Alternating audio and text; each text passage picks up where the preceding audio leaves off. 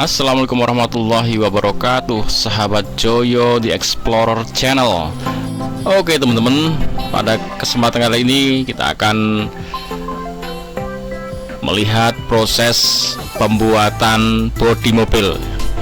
Nah, ini mobilnya mobil bus ya teman-teman, bus besar. Kalau biasanya kalau mobil-mobil kecil itu dibuatnya secara pabrikan, kemudian secara massal, semuanya serba mesin, sehingga tinggal dicetak kemudian diterapkan, dirakit ya. Tapi kalau mobil bus tidak demikian ya. Jadi mobil bus ini dibuat secara hampir secara manual ya teman-teman. Maka ini hasilnya pun nanti akan tergantung dari kualitas kreativitas kualitas keterampilan dari masing-masing pekerjanya itu. Kalau pas dapat pekerja yang benar-benar terampil, teliti, hasilnya pun akan lebih bagus. Kalau dapat yang masih keterampilannya kurang, maka kerjaannya pun bisa menjadi kurang bagus teman-teman.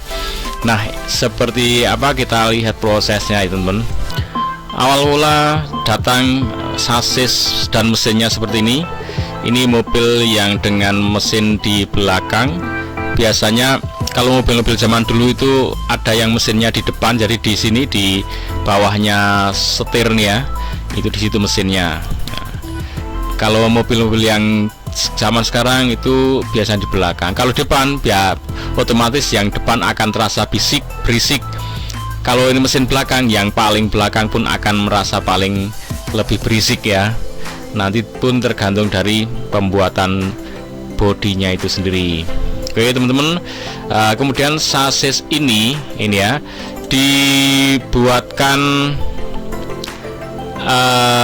ada yang langsung sasisnya bodinya itu nempel di sasis, ada yang dibuat dudukan dulu seperti ini ya, dibuatkan dudukan. Jadi kalau bodi langsung nempel sasis itu nanti mobilnya agak pendek ya, gampangannya lebih pendek.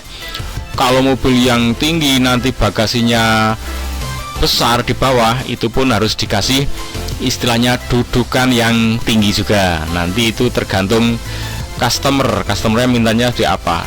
Tentunya lebih tinggi ya lebih mahal, biasanya biayanya pun lebih banyak.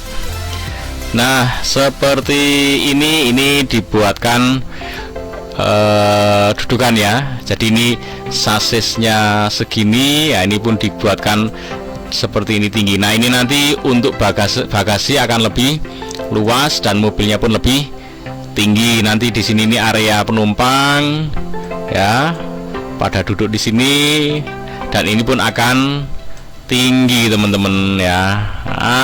Itu kira-kira ya. Atau yang model ini teman-teman, model ini juga dibuatkan dudukan ya. Ini sasisnya segini ya, ini sasis. Nah, kemudian ini dibuatkan dudukan ya, mirip-mirip bikin rumah panggung ya, rumah panggung yang ada rodanya ya. Jadi ini nanti akan tergantung pesanan dari usernya mintanya seperti apa ya. Jadi ini ada yang langsung nempel di sasis, ada yang ada jeda seperti ini ya. Rata-rata ada jedanya ya, karena mesti ada bagasinya ya teman-teman. Kalau nempel ya bagasinya nanti jadinya kecil gitu. Oke, seperti ini prosesnya. Jadi bener-bener manual ya teman-teman.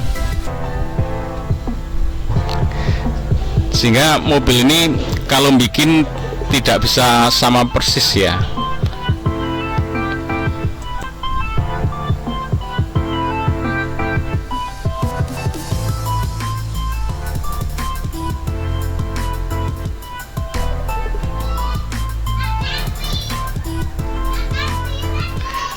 Nah, kemudian ditempel dengan, jadi ini ngecatnya masih manual ya. Tempelin stiker dulu baru dicat itu. Seperti ini ya, masih di cutting manual ya. Jadi saya pun pernah menggantikan mobil saya Cherry 10 pintu angkot saya ganti pintu biasa itu jadinya ya seperti ini, dibikin secara manual. Dan yang bikin itu orang yang dulunya kerja di tempat seperti ini, dulunya kerja di karoseri. Nggak saya sebutkan karoseri apa. Nah, dia sudah mungkin usia juga ya, biasanya kerja seperti ini ada batas-batas usia ya, untuk safety-nya, untuk ketelitian dan sebagainya lah ya. Nah, dia keluar atau mungkin sudah pengen mandiri. Nah, itu apa-apa ya seperti ini, dibikin pintu, bikin sendiri.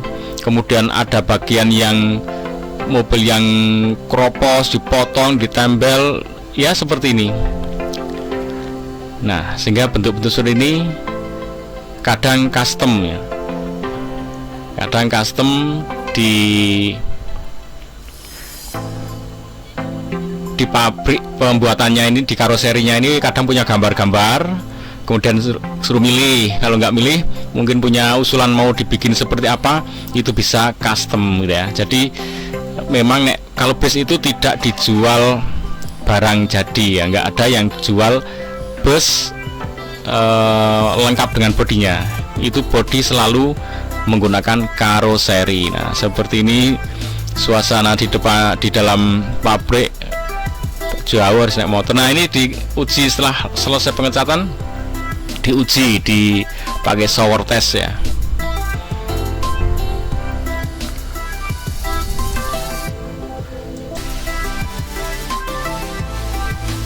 Jadi kalau masih proses pembuatan itu nggak ada barang yang rapi ya teman-teman, acak-acakan di mana-mana. Oke, itu bagian atasnya ya.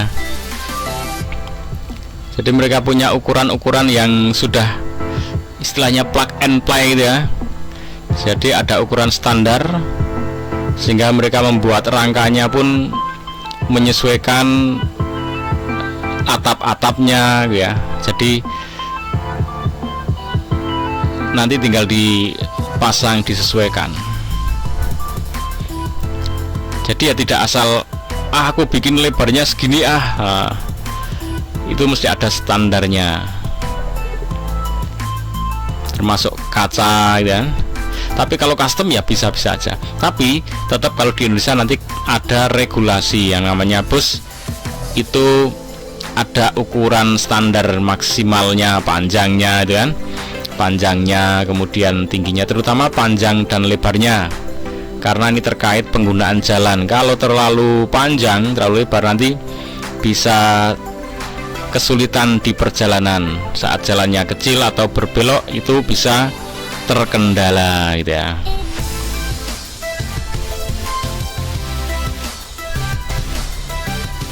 Kalau sudah jadi ya gantengnya kayak gini teman-teman. Nah, ini yang belakang double ya. Jadi double itu yang depan double 2, yang paling belakang itu bannya 1 teman-teman. Jadi yang belakang itu ada 6 roda plus depan 2, jadinya 8.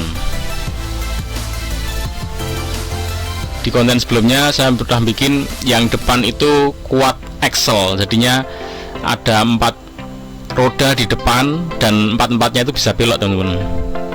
Itu lebih safe ya. Nah, di Indonesia belum bikin yang quad axle, padahal itu akan lebih aman ya, lebih safety. Jadi ban depannya 4, double seperti belakang itu.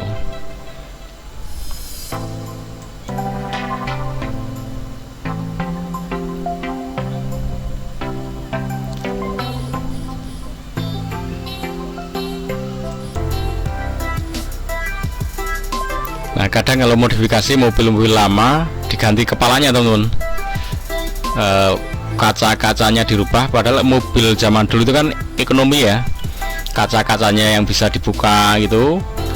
Nah, kemudian kalau dimodifikasi ya kacanya ganti rapet semua, kepalanya pun dibikin yang kekinian seperti ini ya, jadi tampak menarik, lebih mudah. Kalau sekarang kepalanya sudah dibikin seperti itu, seperti tingkat, padahal ini ya tidak tingkat ya. Ini bus tidak tingkat, tapi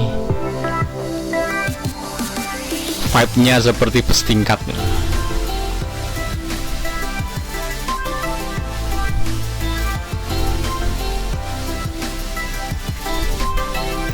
karoseri macam-macam ya.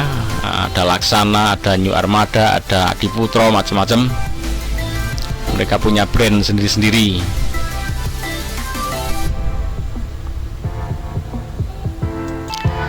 Oke teman-teman, seperti itu proses pembuatan perakitan bodi mobil bus. Jangan lupa bahagia, ucapkan alhamdulillahirobbilalamin, karena ucapan itu yang akan menyempurnakan nikmat dan rasa syukur kita kepada Allah Subhanahu wa Ta'ala. Ikuti terus Joyo The Explorer Channel. Assalamualaikum warahmatullahi wabarakatuh.